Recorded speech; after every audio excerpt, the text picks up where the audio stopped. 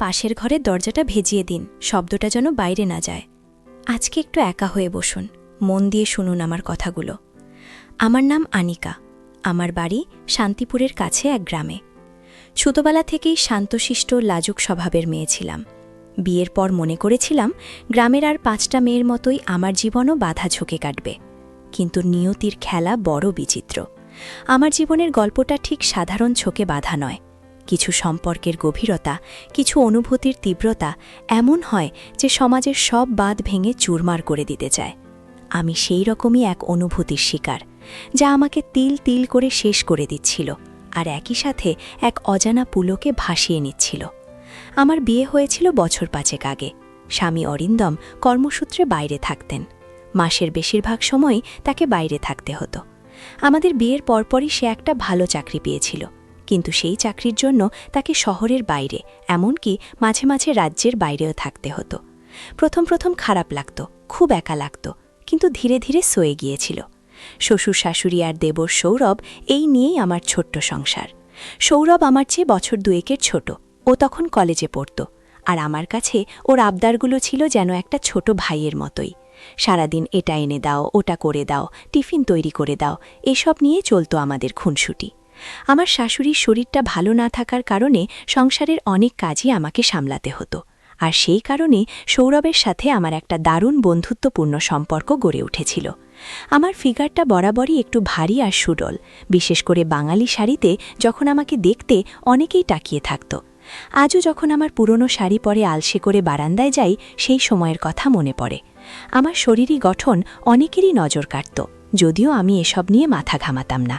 কিন্তু সৌরভের চোখগুলো মাঝে মাঝে যেন অন্য রকম হয়ে যেত। আমি প্রথম দিকে বিষয়টাকে তেমন পাত্তা দিইনি, ভেবেছিলাম ছোট ছেলে, হয়তো একটু বেশি আবেগপ্রবণ।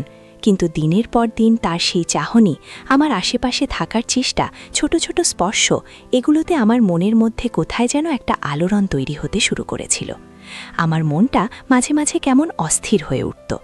অরিন্দম যখন বাড়ি আসত তখন সংসারটা বেশ জমজমাট থাকত, কিন্তু যখনই সে চলে যেত আবার সেই নীরবতা, সেই একাকিত্ব। আর এই একাকিত্বই যেন সৌরভের আরও কাছে টেনে আনত আমাকে। সে হয়তো কলেজ থেকে ফিরে দেখত আমি একা উঠোনে বসে আছি বা রান্নাঘরে কাজ করছি, চুপচাপ আমার পাশে এসে বসত। কখনো টুকটাক গল্প করত, কখনো নিছকই নীরবতা পালন করত। সেই নীরবতাতেই যেন অনেক কথা বলা হয়ে যেত। ওর চোখের দিকে তাকালে আমি স্পষ্ট অনুভব করতাম একটা তীব্র আকর্ষণ। সেই আকর্ষণ শুধু শরীরের ছিল না, মনেরও ছিল। আমার শরীরের ভাঁজগুলো, আমার খোলা চুল, আমার ঘর্মাক্ত মুখ, সবকিছুতেই যেন ওর চোখ আটকে থাকত। মাঝে মাঝে যখন আমি রান্নাঘরে কাজ করতাম, পিঠের দিক থেকে অনুভব করতাম ওর গভীর দৃষ্টি। আমি যেন ওর চোখের উত্তাপ অনুভব করতে পারতাম। একদিন দুপুরে প্রচণ্ড গরম ছিল। আমি নাইটি পরে বারান্দায় বসে হাওয়া খাচ্ছিলাম। আমার শাশুড়ি পাশের বাড়িতে গিয়েছিলেন, অরিন্দমও ছিল না। সৌরভ ঘরে ছিল না ভেবে আমি বেশ রিল্যাক্সড ছিলাম। নাইটির নরম কাপড় আমার শরীরের প্রতিটি ভাঁজের সাথে লেগেছিল। হঠাৎ দেখি সৌরভ ঘরে ঢুকছে। আমাকে ওভাবে দেখে থমকে গেল। ওর চোখে একটা অদ্ভুত চাহনি ফুটে উঠল। সেই চাহনিতে আমি ভয় পেলাম, আবার একই সাথে একটা শিহরণও অনুভব করলাম। সে আমার দিকে তাকিয়ে শুধু বলল, ভাবি কেমন লাগছে, গরম লাগছে না? আমি কোনো উত্তর দিতে পারিনি, শুধু মাথা নেড়েছিলাম। ও আমার দিকে আরও কিছুক্ষণ তাকিয়ে থেকে নিজের ঘরে চলে গেল। সেদিন রাতেই আমার ঘুম আসছিল না। ওর সেই চাহনি আমার মনের মধ্যে একটা তীব্র দোলাচলের সৃষ্টি করেছিল। এরপর থেকে সৌরভের ব্যবহার আরও বেশি করে আমাকে ইঙ্গিত দিতে শুরু করল। কখনো আমার হাত ধরে জোর করে বসিয়ে দিত, কখনো কোনো কথা বলতে গিয়ে একদম আমার কানের কাছে চলে আসতো। ওর নিঃশ্বাস আমার কানে এসে লাগত। আমি যখন রান্নাঘরে কাজ করতাম সে প্রায়শই জল খেতে আসতো। আমি ঘুরে দাঁড়াতেই দেখতাম সে আমার ঠিক পিছনে দাঁড়িয়ে আছে, এত কাছে যে ওর শার্টের গন্ধ আমি স্পষ্ট পেতাম। ওর শরীরের উত্তাপ আমার শরীরে এসে লাগত। আমি নিজেকে গুটিয়ে নেওয়ার চেষ্টা করতাম, কিন্তু একটা অদৃশ্য বাঁধনে যেন ওর কাছে টেনে আনতো আমাকে।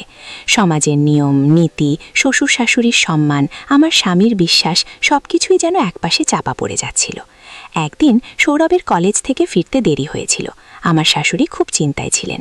সন্ধ্যা গড়িয়ে রাত হয়ে গিয়েছিল, তবু তার পাত্তা নেই। আমি নিজেও খুব চিন্তায় ছিলাম। শেষ পর্যন্ত রাত 10টার পর সে এলো। তার জামা কাপড় ধুলো মাখা, চেহারা মলিন। আমি ওকে দেখে খুব বকাবকি করলাম। কোথায় ছিলে এতক্ষণ? কি হয়েছে তোমার? জানো আমরা কতটা চিন্তা করছিলাম? সে আমার দিকে তাকিয়ে চুপ করেছিল। তারপর হঠাৎ আমাকে জড়িয়ে ধরে কেঁদে ফেলল। ওর সেই অপ্রত্যাশিত স্পর্শে আমি স্তম্ভিত হয়ে গিয়েছিলাম। ওর উষ্ণ শরীরের স্পর্শ আমার সমস্ত সচেতনতাকে যেন মুহূর্তে ছিন্ন ভিন্ন করে দিয়েছিল। আমি প্রথমে নিজেকে ছাড়িয়ে নেওয়ার চেষ্টা করলাম, কিন্তু ওর কান্না, ওর শরীরের উষ্ণতা আমাকে যেন এক অচেনা মোহজালে জড়িয়ে ফেলল। কিছুক্ষণ পর সে নিজেকে সরিয়ে নিল, কিন্তু আমার বুকে ওর হাতের স্পর্শ আমি তখনও অনুভব করছিলাম। সে শুধু খিসফিস করে বলল, আমাকে ক্ষমা করো ভাবি, আর কখনো এমন করব না। আমি ওর চোখের দিকে তাকিয়ে শুধু একটা গভীর দীর্ঘশ্বাস ফেলেছিলাম। সেদিনের পর থেকে আমাদের সম্পর্কটা আরও গভীর হল, আরও নিবিড় হল, কিন্তু একই সাথে আরও বেশি করে গোপন হয়ে গেল। আপনারা যারা এই গল্পটা শুনছেন তারা হয়তো ভাবছেন, কেন আমি বাধা দিলাম না, কেন নিজেকে দূরে সরিয়ে রাখলাম না? উত্তরটা খুব সহজ নয়। যখন মনের গভীরে একাকিত্বের এক বিশাল শূন্যতা তৈরি হয়, তখন সামান্যতম সহানুভূতি বা আকর্ষণও অনেক বড় কিছু মনে হয়। অরিন্দম আমাকে ভালোবাসত, আমি জানতাম, কিন্তু তার অনুপস্থিতি, তার ব্যস্ততা আমাদের দুজনের মধ্যে একটি দূরত্ব তৈরি করে দিয়েছিল। আর সেই দূরত্বটাই সৌরভ পূরণ করছিল। সে আমার পাশে থাকত, আমার কথা শুনত, আমাকে হাসাত। তার উপস্থিতিতে আমি যেন নিজের এক নতুন সত্তাকে আবিষ্কার করছিলাম, এমন এক সত্তা যা সমাজের চোখে হয়তো ভীষণ নিন্দনীয়। সৌরভ যখন কলেজে যেত বা আমি যখন ঘরের কাজ করতাম, আমার মনটা কেবল তাকেই খুঁজত। কখন সে ফিরবে, কখন আমরা আবার সেই নিষিদ্ধ গল্পের অংশীদার হব। ওর কলেজ থেকে ফিরতে একটু দেরি হলেই আমার মনটা ছটফট করত। ওর একটা ছোট আবদারও তখন আমার কাছে ভীষণ গুরুত্বপূর্ণ মনে হতো। বিকেলে যখন সবাই একটু বিশ্রাম নিত, তখন আমরা দুজনে ছাদে গিয়ে বসতাম।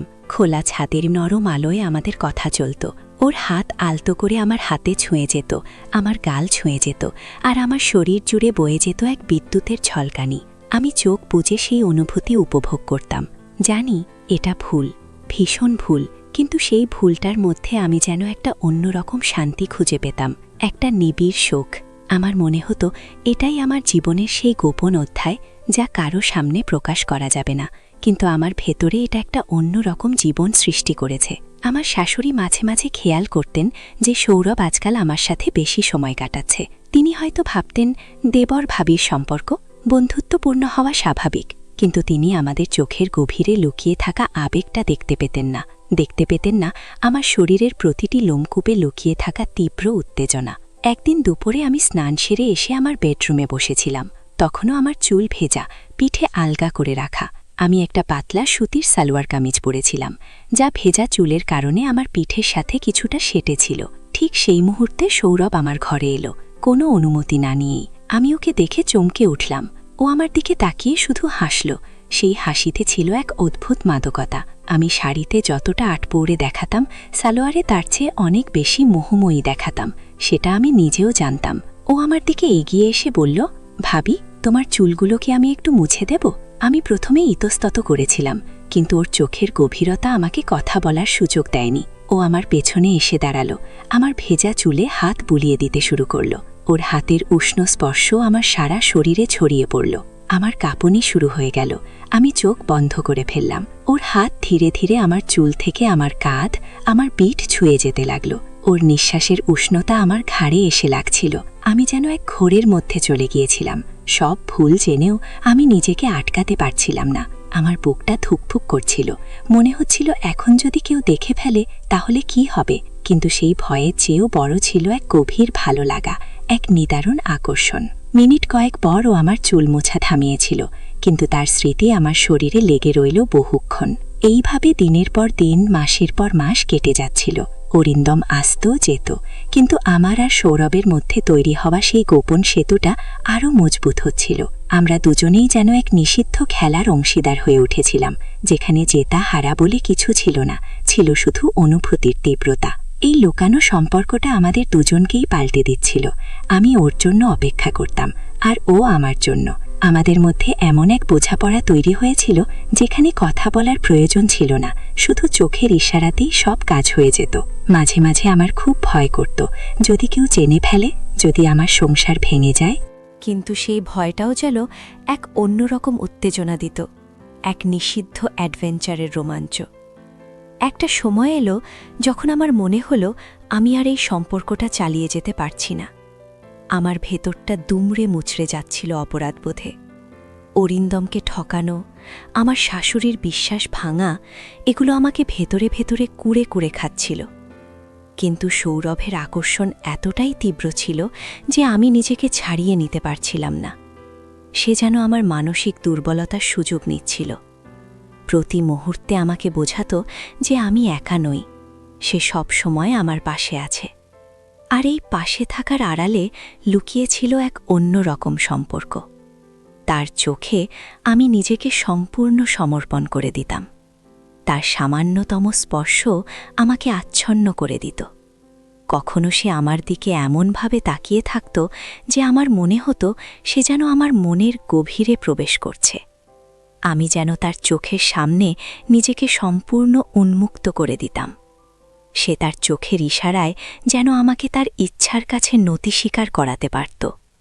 এই ধরনের একটা মানসিক টানাপোড়েন চলতে চলতে আমি ধীরে ধীরে ভেঙে পড়ছিলাম।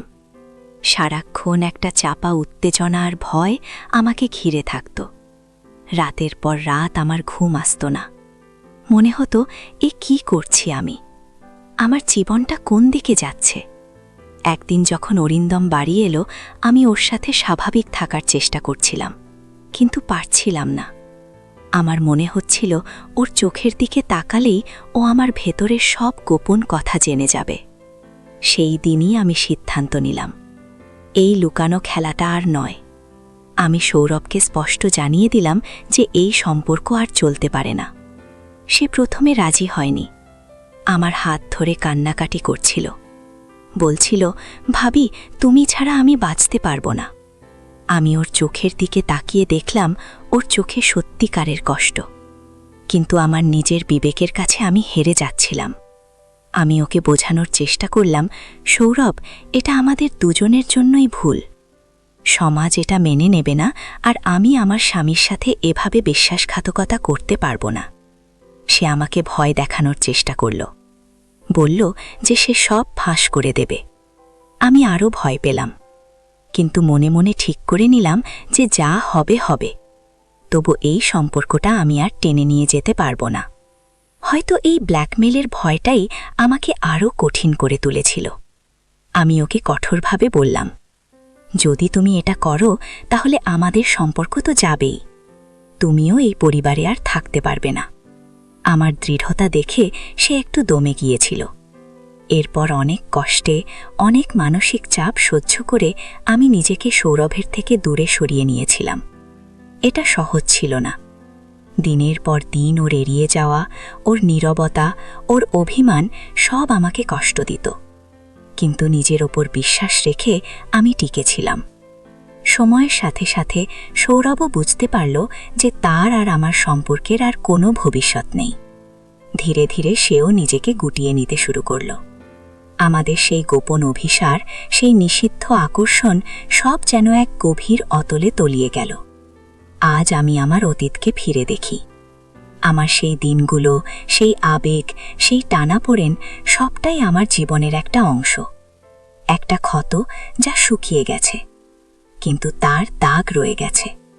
আমি জানি আমি ভুল করেছিলাম, কিন্তু সেই ভুলের মধ্যে দিয়ে আমি নিজেকে চিনতে পেরেছিলাম। বুঝেছিলাম আবেগ কতটা শক্তিশালী হতে পারে, কতটা বিধ্বংসী হতে পারে। আমার গল্পটা আপনাদের সাথে ভাগ করে নেওয়ার কারণ এটাই যে জীবনে এমন অনেক মুহূর্ত আসে যখন আমরা ভুল পথে পা বাড়াই। আবেগের বশে এমন অনেক কাজ করে ফেলি যা সমাজের চোখে অন্যায়, যা আমাদের নিজেদের কাছেও অপরাধ বলে মনে হয়। কিন্তু সবচেয়ে জরুরি হলো সেই ভুলটা থেকে বেরিয়ে আসা, নিজেকে শুধরে নেওয়া। সমাজ আমাদের বিচার করবে, কিন্তু দিন শেষে আমাদের নিজেদের বিবেকই আসল বিচারক। তাই সব সময় সতর্ক থাকুন, নিজের মনকে নিয়ন্ত্রণ করুন, সম্পর্কগুলো পবিত্র রাখুন, কারণ সম্পর্কের বাঁধনটাই জীবনের সবচেয়ে বড় সম্পদ। কোনো নিষিদ্ধ আকর্ষণ বা ক্ষণিকের ভালো লাগার জন্য নিজের জীবন বা পারিবারিক শান্তি নষ্ট করাটা বোকামি ছাড়া আর কিছু নয়। প্রতিটি সিদ্ধান্তের দীর্ঘস্থায়ী প্রভাব থাকে, সেটা মনে রাখা খুব প্রয়োজন। এই পৃথিবীতে ভালোবাসা অনেক রকম হয়, কিন্তু কিছু ভালোবাসা শুধু কষ্টই দেয়। জীবনে চলার পথে এমন অনেক কঠিন পরিস্থিতির সম্মুখীন হতে হয় যেখানে সঠিক পথ বেছে নেওয়া খুব জরুরি। আমি ভুল করে শিখেছি।